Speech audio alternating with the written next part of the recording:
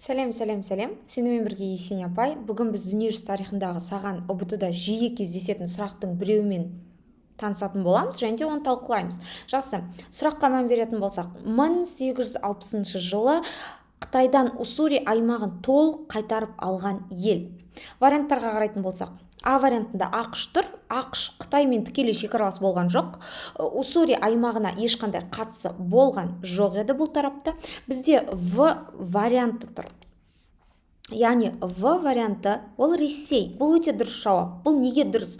1860 жылы Пекин келісімі бойынша Ресей Қытайдан Уссури аймағын толықтай алған болатын. Нәтижесінде Ресей Тынық мұхитына тікелей шығу мүмкіндігіне ие болды. Владивосток қаласының негізі осы кезде қаланып басталды десек болады. Енді Англияны айтатын болсақ, әрине Англия Қытайға қысым жасағанымен, апиын соғыстары бар, Нанкин, Гонконгты алып алғанымен, Уссури аймағын алған жоқ. Ал Франция болса, Францияда Қытайға ықпал еткен, бірақ та ол Уссури аймағына Францияның да түк қатысы жоқ. Бұл жердегі жауап бізде әрине Ресей В варианты болды. Саған нұсқа талдау өте ұнады деген ойдамын, маған жазылуды ұмытпа.